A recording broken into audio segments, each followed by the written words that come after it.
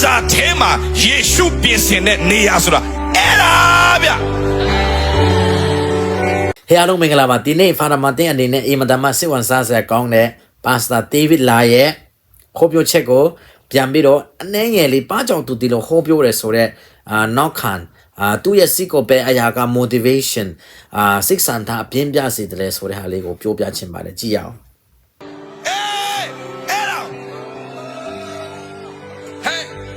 ကျမ်းစာထဲမှာယေရှုပြင်ဆင်ထားတာ mansion ဒါပြောမလားအဲ့ဒါ mini mansion ပဲရှိသေးတယ်အဲ့ဒါ mini mansion ပဲရှိတကယ် mansion ဆိုတာက wow ဒါဆိုကျွန်တော်ပြောပြမယ်ကျွန်တော်ကြိုက်တဲ့ဆရာကြီးတယောက်ရှိသူ့နာမည် Jesse Duplantis တဲ့ Jesse Duplantis တဲ့သူနေတဲ့အိမ်အမှုတော်ဆောင်တွေထဲမှာအကြီးဆုံးအိမ်သူနေတယ်ဒီနိုင်ငံမှာသူ့ထက်ကြီးတဲ့အိမ်မရှိဘူးတဲ့ရှေးအိမ်ခန်းဘယ်နှခန်းလဲအဲ့ဒါ mansion အစစ်အဲ့ဒါ man ဟေးကျမ်းစာထဲမှာယေရှုပြင်ဆင်တဲ့နေရာဆိုတာအဲ့ဒါဗျဒါသူတကယ်ကိုနောက်ပြောင်းတာလားတကယ်ကိုအတီးကြီးပြောတာလားပေါ့နော်အဲ့ဒါတော့စိတ်ဝင်စားစရာကောင်းတာပေါ့နော်ကျမ်းစာထဲမှာဖခင်ပြင်ဆင်ပေးထားတဲ့ဆိုတဲ့စကားလုံးတုံးသွားတာကြည့်ရတာဒီကျမ်းချက်ကိုရှင်ယောဟန်ခန်းကြီး14အခန်းငယ်2ကနေ3ကိုသူကအဲ့ဒါဟာကိုအခြေခံပြီးတော့ဟောပြောတယ်ထင်တယ်ကြည့်အောင်ငါပါအင်ဒို၌နေစရာခန်းများစွာရှိတို့မဟုတ်လျင်မဟုတ်ကြောင်းကိုတင်တို့အားငါမပြောဘဲမနေတင်တို့နေစရာအရာကိုပြင်ဆင်ခြင်းဟာငါတွားရ၏ငါဒီတွား၍တင်တို့နေစရာအရာကိုပြင်ဆင်ပြီးမှတဖန်လာပြန်၍ငါရှိရရန်၌တင်တို့ရှိစေခြင်းကတင်တို့ကိုငါထံသို့တင်းစီမည်ဆိုတော့ကျွန်တော်တို့ခရိယန်တိုင်းကတော့အားလုံးကတည်တယ်ဒီဟာကလောကမှာရှိတဲ့အဆောက်အုံကိုမပြောဘူးဆိုတာလူတိုင်းတည်တယ်နော်ဘုရားသခင်ရဲ့နိုင်ငံတော်မှာရှင်တန်ရမယ့်အဘောအခြေအနေဒါကိုပြောတာဆိုတော့ဒီဟာကိုပါစတာဒေးဗစ်လာကအခုနသူပြောတယ်သူအကြိုက်ဆုံးပါစတာဖြစ်တဲ့ Jesse Duplantis ရဲ့အင်ဆိုရန်ဒီလူဝီဇီယာနာမှာရှိလေလေဆိုတော့အဲ့ဒီမှာပဲဒီအဆောက်အုံကြီးပဲဆိုပြီးတော့သူပြတဲ့အခါကျကြည့်လိုက်ရင်ဖယားခင်ပြင်ဆင်ပေးတဲ့ဒီ mansion လို့သူပြောတဲ့ဟာဆိုတာအခါကြီးကျယ်ခမ်းနားတဲ့အဆောက်အုံကြီးကိုပြောတာနော်အဲ့ဒီဟာကဖယားခင်တခင်ယေရှုပြောတဲ့ကောင်းကင်နိုင်ငံတော်မှာရှိတဲ့ဒီကျွန်တော်တို့အတော့ပြင်ဆင်ပေးရခန်းဆိုတာအခုကလူဝီဇီယာနာမှာနော်အမေရိကန်နိုင်ငံလူဝီဇီယာနာမြို့ပါပြောပြမယ်ကွာမြို့နာမည်ကNew Orleans Louisiana မှာအမေရိကန်နိုင်ငံမှာပဲရှိတယ်လို့သူပြောတာတော့တောင်ဖြစ်နေပြီဆိုတော့တော်တော်လေးကိုအချင်းနေစိုးနေပြီဆိုတော့ဒီအရာသူဒီလိုလေးတွေပြောတဲ့အကြောင်းအရာကသူကဂျာမချမ်းသာတရားဟိုးတဲ့အမေရိကန်ပါစတာတွေကိုတထေးတွေကိုသူအားကြတာခုနသူပြတဲ့ဟာတထေးရဲ့အိမ်ကိုပြတာပါစတာသူတို့မှချက်လေရင်နော်ရှိတယ်သူကပါစတာဒေးဗစ်လာရန်ကြတဲ့ဒီပါစတာဟာဆိုရင်ချက်လေရင်ကိုဝေဖို့လူတွေကိုအထူကောက်တဲ့ပုဂ္ဂိုလ်တဘောကတော့ဒီ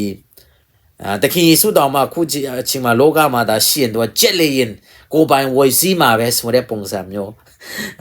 သူ့ရဲ့လိုအပ်ချက်ကိုအရာဖို့အရေးအဲ့လိုလေးတွေဟောပြောတဲ့ပုဂ္ဂိုလ်တယောက်ဖြစ်တယ်ဆိုတော့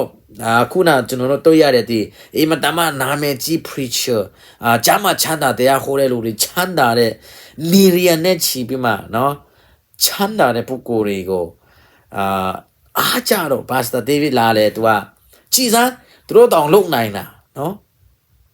သူတို့လုံငါလည်းလုံနိုင်တယ်ဆိုတဲ့ပုံစံတဘောကတော့အလူအထူလူတွေပေးလာကြဖို့နော်လူအထူများရလာပြီးတော့အဲ့ဒီအထူတွေကပြောတော့မရဘူးဒီလိုအိမ်ကြီးလဲသူစောက်ချင်စောက်မှာပေါ့သူမဟုတ်စင်းရဲသားတွေလည်းပေးချင်ပေးမှာပေါ့ဆိုတော့ပြောချင်တဲ့အဓိကသူ့ရဲ့ motivation သူ့ရဲ့ခန်းစားချက်ကဘယ်ကနေလာတယ်ဆိုတော့အမေရိကန်နိုင်ငံမှာရှိတဲ့ဒီအယူလွဲကျမ်းမာချမ်းသာတရားဟောပြီးတော့ပိုက်ဆံများစွာရရှိပြီးတော့ ministry ဆိုပြီးတော့တရားဟောခြင်းဆိုတဲ့ title အောက်မှာအလုပ်ရင်းနဲ့ငွေတွေစုနေတဲ့ပုဂ္ဂိုလ်တွေနော်သူတို့ဟောပြောတာတွေဒါသူတို့အပိုင်ထားလိုက်တော့အဲ့ဒီဟာကိုဒီအကြောင်းပြပြီးတော့ပန်းပြပြီးတော့နော်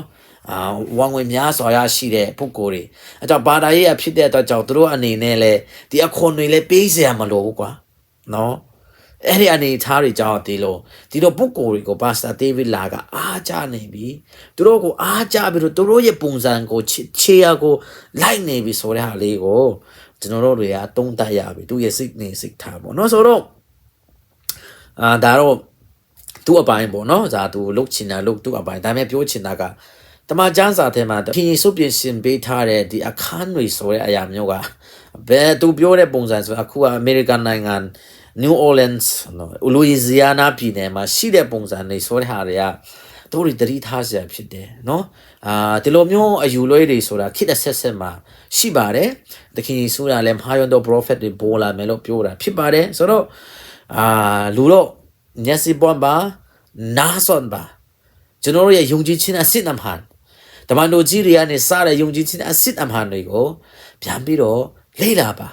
ဒီစစ်မှန်တဲ့အတင်းတော်ထဲမှာခရစ်တော်တည်ထောင်တဲ့အတင်းတော်ထဲမှာပြန်ပြီးတော့ရှာဖွေနိုင်အောင်အမှန်တရားကိုတွေ့ရင်အဲ့ဒီအမှန်တရားအမှန်ကန်တဲ့အတင်းတော်ထဲကိုကျွန်တော်တို့အားလုံးပြန်ပြီးတော့ဘာဝင်ဖို့အဲ့ဒီမှာဘာဝင်ပြီးတော့ဘုရားကိုယုံကြည်ကိုးကွယ်ကယ်တင်ရှင်အနေနဲ့ခရစ်တော်ကိုယုံကြည်လက်ခံတဲ့လူတွေဖြစ်ဖို့လဲကျွန်တော်တို့နည်းနည်းကိုယ်စိတ်တွေကိုပြန်မပြင်ဆင်နိုင်ဘူးလားနော်အဲ့တော့ပြောတော့တင်းတို့အားလုံးအာဆီယံတင်းတို့စစ်မှန်တဲ့နော်မူရင်းအတင်းတို့မှာအကုန်လုံးပြန်လာရမယ်မဆိုတော့ဘူးဒါပေမဲ့လိမ့်လာစီခြင်းနဲ့စစ်မှန်တဲ့တမန်တော်ကြီးတွေနဲ့ရှင်းသက်လာလေအတင်းတို့ဆိုတဲ့ဟာကိုပြန်ရှာပွေခြင်းနဲ့ဒီလိုမျိုးအယူလွဲတွေပေါက်ကြရတွေပေါ်လာတဲ့ချိန်မှာဒီလိုမျိုးတွေထဲမှာဒီမမီခေါ်ပဲနဲ့စစ်မှန်တဲ့ခရစ်တော်ရဲ့အတင်းတော်ထဲမှာနေပြီးတော့ခရစ်တော်ကိုစစ်မှန်စွာယောသားစွာဖြောင့်မှန်စွာဖြောင့်မတ်စွာကိုးကွယ်တဲ့လူတွေဖြစ်ဖို့ကျွန်တော်တို့ပြန်စ조사ကြဖို့နော်အရောက်စီတိုင်းဖခင်ကိုချစ်တဲ့ယုံကြည်သူတိုင်းကို